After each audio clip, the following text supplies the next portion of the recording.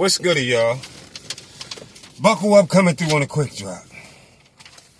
So, yeah, just in case for anybody who haven't got the news, which a lot of y'all should already have, you know, Tank Davis was caught in Miami. Of course, the news all over the place here in Baltimore, the radio talking about it, blah, blah, blah. So we all pretty much know everything that's going on. So, he's captured and he didn't turn himself in. Like dumbass, goofy ass, the goofy ass, yes man, BFTB was trying to tell y'all this morning. He ain't turned himself in. And he doesn't have an additional charge for being on the run. Alright? Like the fuck Rollo was telling your goofy dummy ass last week when you was telling him what new charge he gonna have and you don't know what the fuck you talking about. So if y'all wanna know what Tank is being charged for, when they caught him, Tank is charged for false imprisonment, battery, and kidnapping. Those are the three charges that Tank has been charged for, and of course, he was on probation. So if he get found guilty, then y'all already know how that go. Then you know it would be a violation of the probation. Which, you know, if he end up getting something, maybe a few years, 2, 3, 4 years or whatever, he might get 2 years for one thing, it's 2 years for the probation. They still would probably run something like that concurrent. 5 years, 4 years, some shit like that. But that's what it looks like. It could end up like if it go that route, unless he get up out of it. But he did have a bail of $16,000, so y'all already know that he made that bail. So in case y'all don't know, the bail was $16,000. And of course, you know he gonna make the bail. So he might be home already. All right.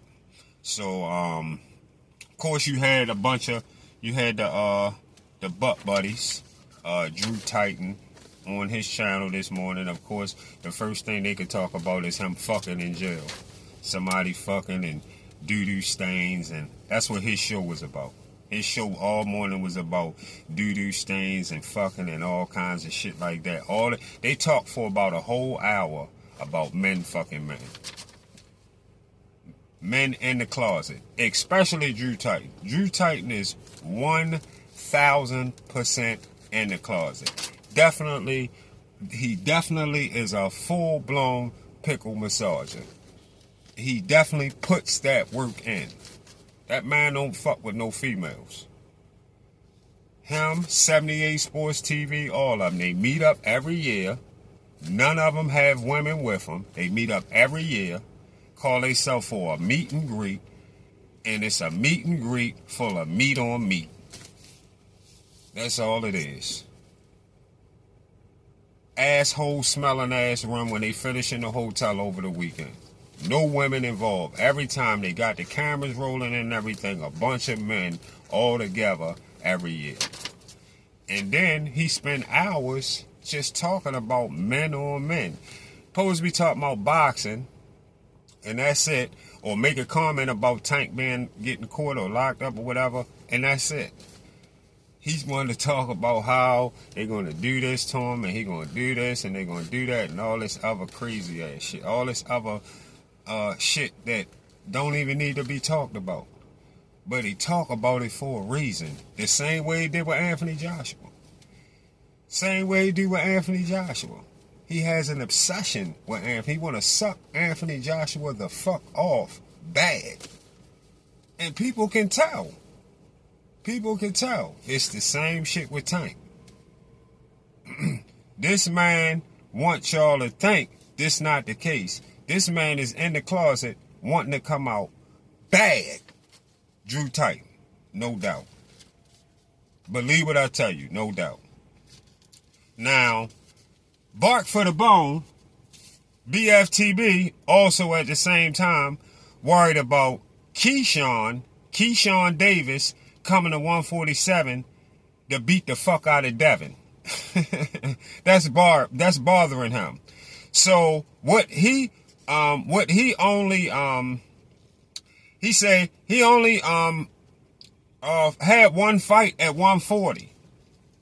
Y'all would let him go to 140 and have one fight at 140 and just want him to jump straight to 147? Shakur would only have one fight at 140 after Tio, and you want him to come to 147? And I hope he don't. I hope Shakur don't. After he beat Tio, if he beat Tio, I hope he don't. I want Keyshawn to beat Jermaine Ortiz and then go directly to 147, get a belt, and unify with Devin. That's what I want to see happen. That's what I want to see happen. Then that keep Keyshawn and Shakur away from each other, since they don't want to fight each other anyway. That keep them away from each other. Since they say they cousins, friends, whatever it is, the tightness that they don't want to fight each other, good. Keep them away from each other. 2 divisions away from each other if Shakur end up back down in 135. Yeah. So, and Devin not going to go nowhere because he can't run to 154, where he definitely gets trash. We all know that by most of the fighters up there. He ain't running to 154. So, yeah, Keyshawn should go there. Yeah. So that's why this yes man ass nigga, Bark for the Bone, a.k.a. BFTB, worried as fuck because he know Devin can't beat Keyshawn. That's what he know. So that's why he's worried about Keyshawn coming to 147. And let me tell y'all something else real quick. I always tell y'all how these boys is butt buddies. All right? I always tell y'all how they butt buddies.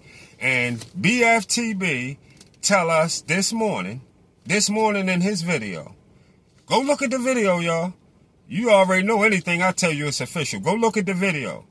BFTB tell us this morning in his video that he got a brother that was fighting 2 guys in some pink. His brother was in pink thongs with nothing else on, naked in pink thongs, fighting 2 dudes on his block, and he didn't even go help. He said nothing about him going to help his brother. He just said that he watched his brother fighting 2 dudes with thongs on his block. He ain't go help his brother from the story that he told. Your brother was outside with pink thongs on, and you were sitting on the porch watching him fight. So y'all was sitting on the porch together, and you was sitting there watching your brother sitting in pink thongs. So your brother was sitting out there with you with pink thongs on before the dudes even came up the street, right? And bottom line is, it's not surprising to know that's what you grew up. That's what you grew up with as a brother. That's how y'all talk. That makes a whole lot of fucking sense, y'all. Look, I didn't even have to really work hard to get to that, y'all. Look, that slipped out on its own. Go watch the show. Go listen to Drew shit this morning. They talked about an hour about men on men talk. That's all they talked and they laughed. The funniest shit. That's what they enjoy. That's what they're into. I'm trying to tell you. You've been doing this shit since Anthony Joshua. This is what he do. Tell you some real shit.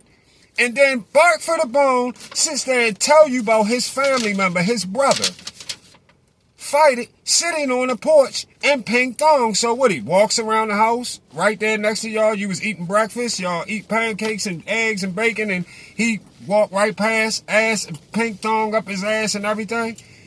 That must be, that's what he had on before all the fight shit you even brought up. You forgot about, you got to think about that part. That you got people like myself that think about that part too. Well, what was he, before the fight, why was he walking around and strolling in front of you with pink thongs on? You know? It's not surprising to know that you grew up like that. You could tell from your ways. It shows in your pussy ways. I'm blocking you and this and that and all that. The way you act. You got girly type of, you got girly ways. Bitch ways. It showed. So I'm glad you were... Nobody had to hunt that information down or make it up. You sat there and told it to your subs yourself. Thank you. That was great information because it helps me with understanding what we got dealing with you and this motherfucking Drew Titan. It shows in the pussy ways. Thanks for exposing that information because I knew I wasn't calling you a pickle holding a pickle holding ass dude for nothing. I knew it wasn't for nothing. Thanks for the information. See y'all on the get back.